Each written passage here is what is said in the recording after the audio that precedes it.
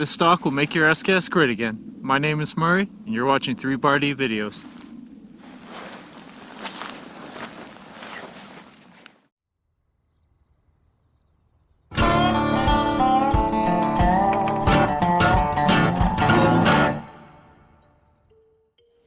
So what we have right here is the Archangel OPFOR series SKS stock.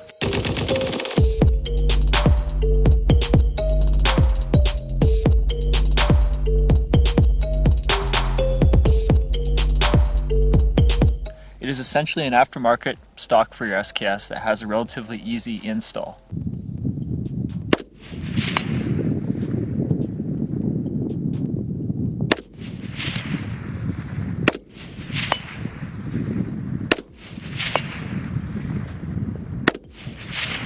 So this stock is produced by the Archangel, which is a US-based stock manufacturer.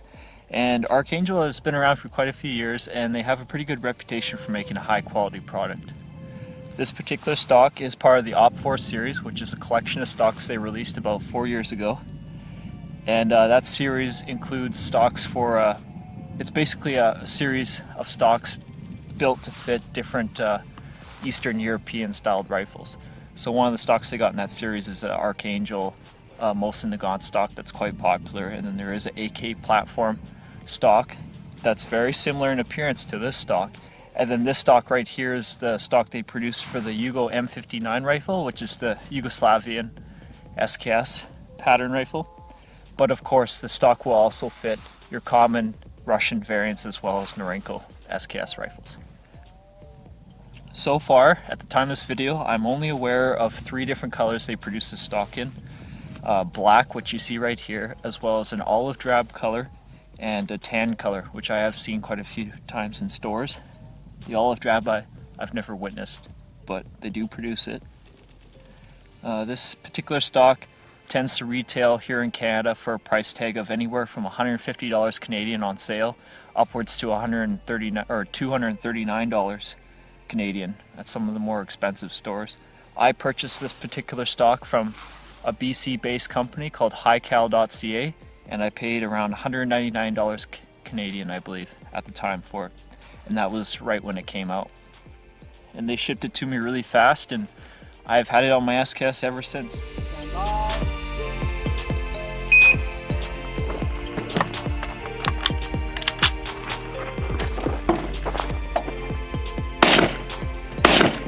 Ooh, I think I missed that.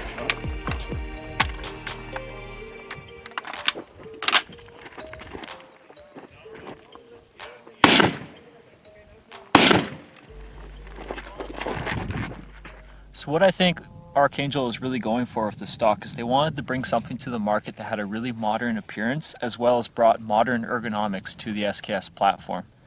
And they've done a really good job at fulfilling those 2 goals, in my opinion.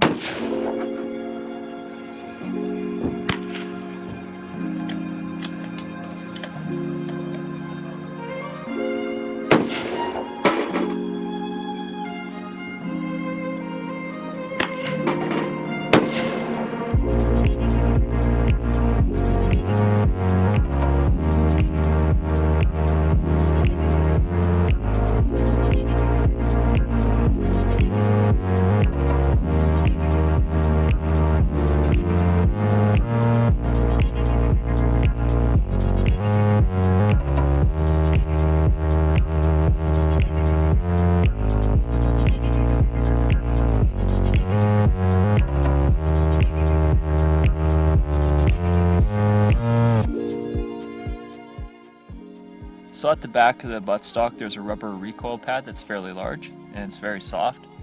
This can be easily removed by just simply pulling it off the back of the stock if you don't want it. And underneath that is a textured plastic butt plate fixed permanently to the stock. The buttstock itself is actually a sliding length adjustable buttstock.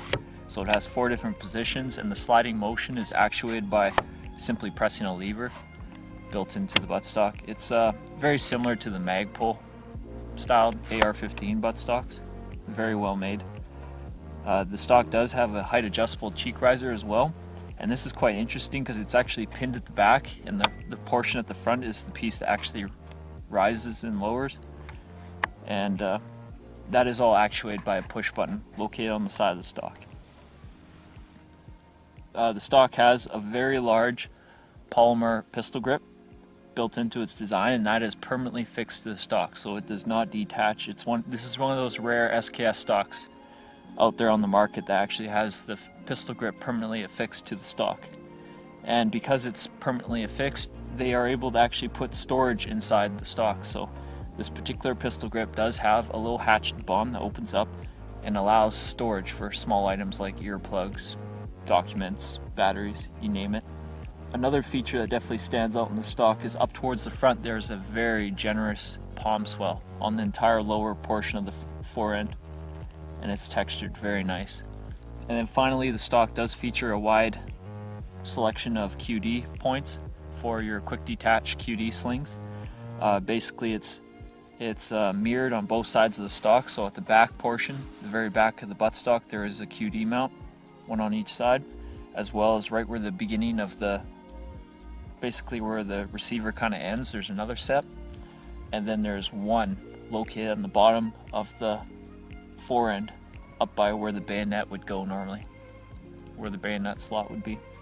Installation of the stock was advertised to be relatively easy. However, on this particular SKS, I actually had a hard time doing it compared to previous stocks I've had on my SKS. For some reason, the biggest problem I had with installing the stock was the gas tube cover up front. The plastic part that's supposed to slip around the gas or the piston tube itself was about 1/8 of an inch too small. So I had to do a lot of dremeling to get rid of that material to get it to slip over the gas piston tube. But once I did that, it did go on. I also had to do a bunch of dremeling on the polymer of the stock up front here where the ferrules are, like for the barrel bands and whatnot. I had to shorten that down because it was protruding too far forward, which actually I think is a good part of their design, because by having too much material up there, that allows people to always shorten it to meet their particular SKS's needs. And then another thing that surprised me is I did have to take away a lot of material located at the back of the receiver here. And that wasn't to get the stock to actually fit the SKS. It was more so to fit the SKS in a pretty way, I would say. So when I first put the SKS stock, or the SKS in the stock, I noticed the receiver was not flush with this polymer AK hump looking thing at the back. It was about 1/8 of an inch too high.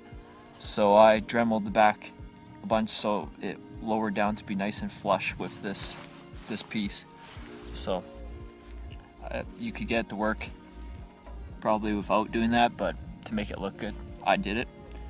Thankfully, as far as installation goes, this stock required absolutely no dremeling to make it work with Tapco magazines, which made me very happy, because those are always a pain in the ass to deal with, and I've had to do it quite a bit in the past with other stocks.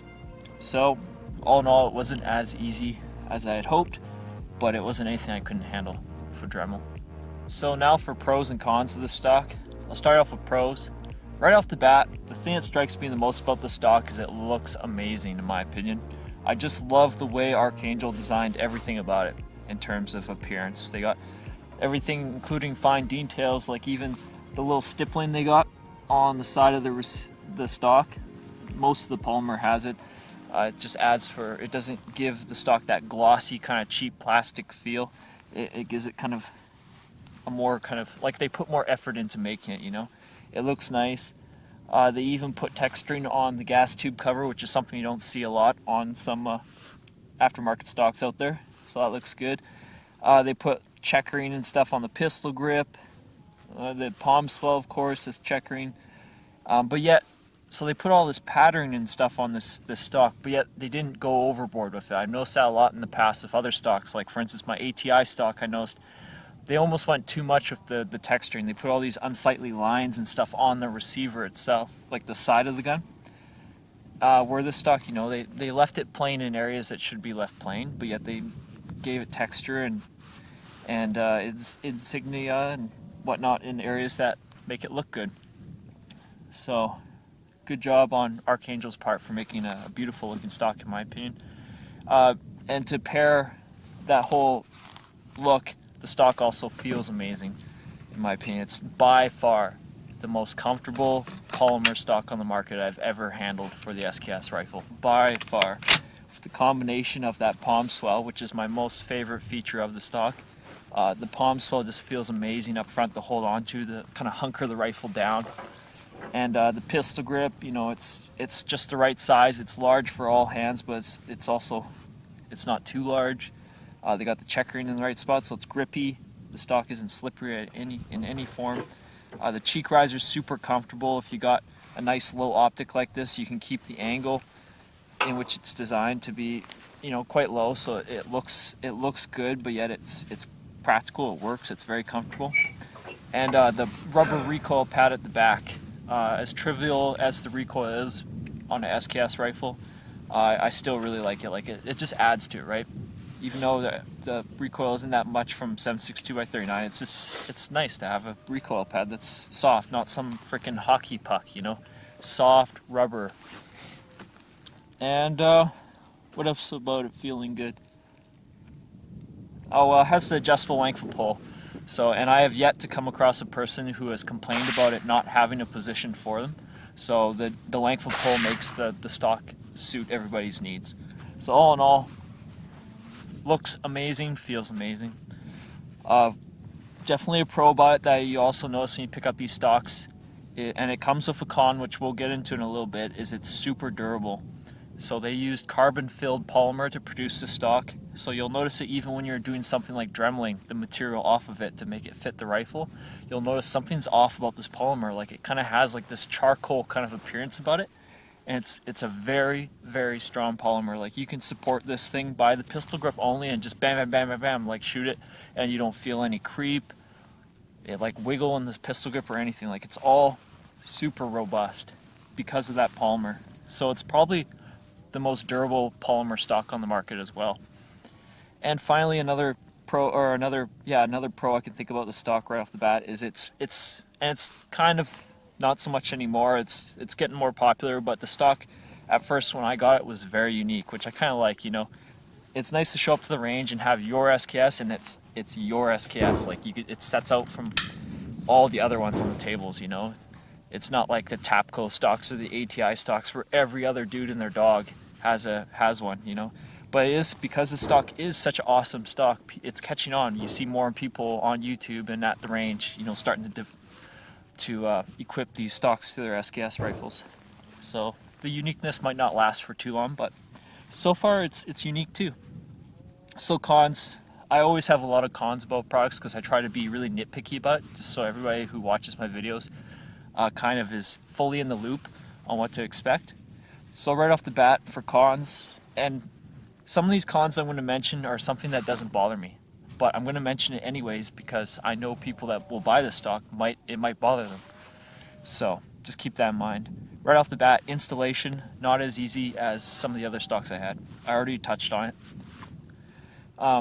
No bayonet support. So this stock in its forend has no slot for a bayonet. So if you want to use this stock, you are either going to have your bayonet deployed, attached to your barrel up front, or you're going to have to take it off. Or you can actually cut a slot in the plastic yourself with a Dremel or something, which would involve cutting through the QD socket on the front as well. But you can do it. I've seen people do that. Cut a slot in the forend to make it fit the bayonet, which I don't understand. If you want to keep the bayonet, why are you putting this tactical stock on your SKS in the first place? So, and to go along with that, it supports no cleaning rod as well. Once again, something that doesn't bother me because part of the modernization I did to this gun, the first thing I did is got rid of that freaking rattling, useless cleaning rod. I took it off. Now this one blows my mind why they did this. This particular stock does not support any 1913 Picatinny rails on it anywhere, which it just blows my mind. Like there's so much real estate at the bottom of this palm swell for like at least the holes and the little slot for a Picatinny rail, but the stock does not come with it, and I haven't seen any aftermarket things for it. So, or I don't even think the new versions have it. So as you can tell on mine, I did put one on it, but that's third party. I actually drilled holes in it and I mounted that to the stock third party, so with a Dremel and stuff. This is pretty trivial, but I have noticed the pin on this plunger lever thing that makes the stock slide does slowly work its way out. It doesn't work its way out fully to actually fall out of the gun. I've never had it fall out, but occasionally after a day's worth of use, you'll look down and it'll be protruding out like a 1/4 inch. So something to keep in mind. Something else is, in order to make this a fixed pistol grip on the stock, they had to push the pistol grip back away from the trigger group a little bit. And to make that sightly, once again, this goes back to the whole thing about how this stock looks so amazing because they put a lot of detail work into it. They actually made this little snap-in filler piece that just snaps in to fill up the void between the pistol grip and the trigger guard. Now, where this becomes a con is I've noticed from the factory that piece gets a little stiff. Now, I've developed a technique to get around that, but right out of the box when you're fiddling around with the stock, a lot of people notice that, holy crap, that's a stiff thing to pinch and slide out. But I've developed a technique which I'll show you. What I do is I turn the rifle upside down like this, and then I reach in from both sides with my thumbs, and I just push with my thumbs while kind of lifting up at the same time. As you can see, out it comes, and that took very minimal effort. So you can see this is how you get it out. You just have to pinch this piece to get these little nubs to come out of their little sockets down here.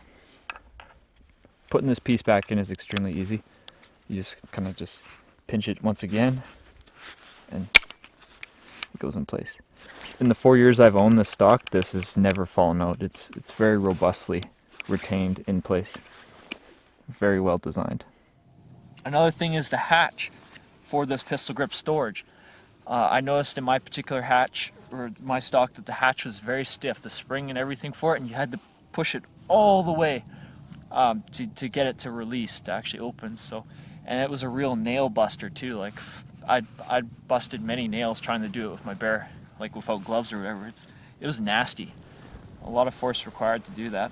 So one of the things I did is I actually, once I got it opened, I took a file to it and just filed off like, you know, a 1/16 of an inch or so of plastic to make it so I don't have to pinch it so far to make it pop open.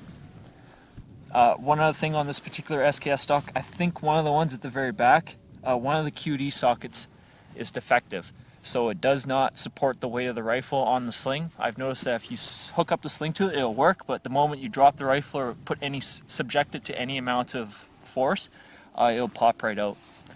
Luckily, it's just that one. The ones that I mainly use, which is the ones located back here and up front, they're solid, work great. I've used them for 4 years, nothing wrong with them. And finally, the number one problem with this stock is the field strip. This stock, because it has this AK hump thing at the back, which I forgot to touch on in terms of appearance. So going back to pros here, one of the things they add for appearance here is this hollow polymer piece located behind the dust cover or the receiver cover. This is hollow, it's permanently affixed to the stock, and it serves no purpose but to kind of extend the receiver look and give it that slant to make it the stock look more AK-like. That's all it does. And whether you like the looks of it or not, that's up to you. I don't mind it, but it causes this problem with the field strip.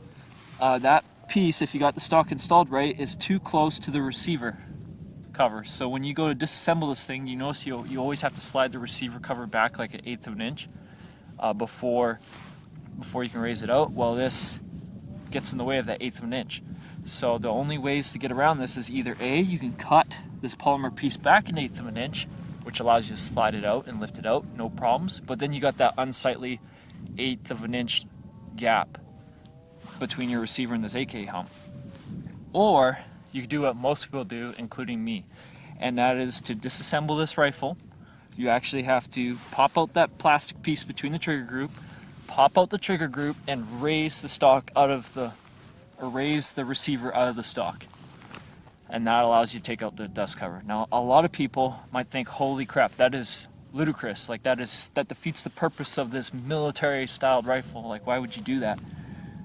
For guys like me, I use this for just casual hunting, plinking, things like this. This is not a survival rifle / combat rifle or whatever to me. It's just a fun gun I use for some utility purposes. And the only time I ever disassemble it is at home in like the comfort of my garage when I got like hours to do it. Now if you're in like a combat situation or something, yeah, I agree, it's totally a big deal. But why are you putting this stuff on your SKS if you're wanting it to be like a combat rifle? So, you know, it comes down to your philosophies of use. What I think the purpose of the stock is. Why should you buy this stock? I think it's a pretty simple question to answer. If you are looking to modify your SKS and you want to give it that modern look / ergonomics, just weigh in the cons that I listed, and just see if those cons don't bother you. I would totally recommend buying this stock. It's an awesome stock. I love it. Unfortunately, I am taking it off my SKS rifle and giving it to a buddy because he really likes it.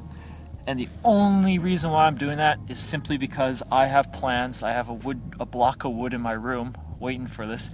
I have plans to carve out a Dragunov stock for this SKS, because those of you who watch my channel, you'll notice I love the kind of the classic Soviet era wood kind of styled comblock rifles, and I really have a special place in my heart for SVD related things. So there's going to be a SVD wood stock on this gun, so I'm going to get rid of the Archangel for that. Other than that, if it wasn't for that, I would still keep this stock on my gun. Like, it's the best stock I've come across on the market for the SKS. Absolutely love it. And as far as a score goes, I'd probably give it an 80%. Like, it's not perfect. There's some little nuisances, like I mentioned, with it, but all in all, it's very good for the money. So anyways, that's my review of the Archangel OPFOR series SKS stock. Hope you enjoyed this video. Hope you found this video helpful. I'm going to pack up here and get warm because it's getting cold. Take care. Until next time.